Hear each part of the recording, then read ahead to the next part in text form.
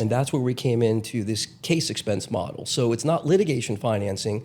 We call it case expense. And the reason why is because we do it in pre-litigation. We do it in litigation. Some law firms will use us from birth to death of a case, even for filing fees, because a new law firm, cash flow is really important. So you don't think about it. A law firm can stroke a check for $500, $1,000, and not think twice. You have 100, 200, 400 clients, you have a lot of pre-litigation, it adds up. So you think about that.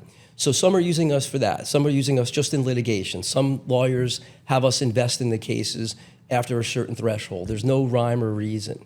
But the key is that we're now essentially paying the cost on behalf of the client, for the client. They're not writing a check.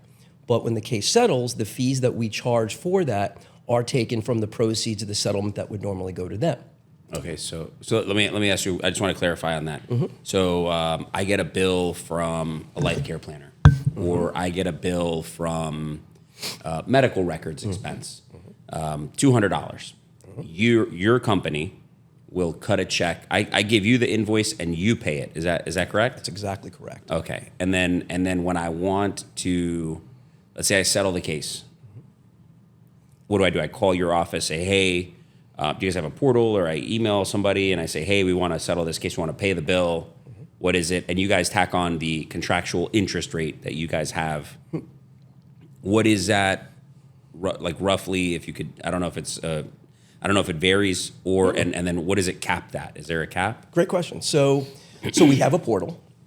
Every 90 days, we have a servicing department that actually does follow up with the law firms, checking on the status of the case. Okay. We do send payoff amounts. Okay. Every single 90 days as well. So the law firm is very well aware.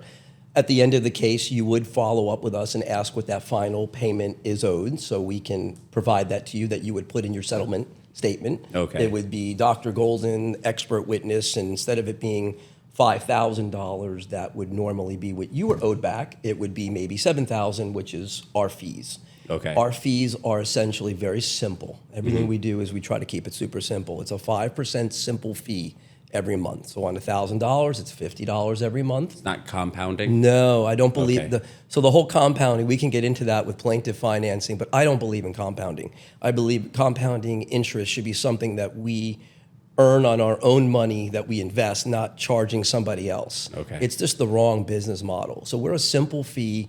It caps at 20 months. So if the case for some reason does take an extended a long time, it doesn't continue to grow and complicate the case.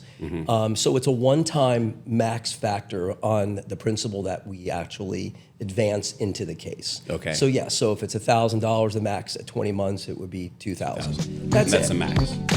That's it.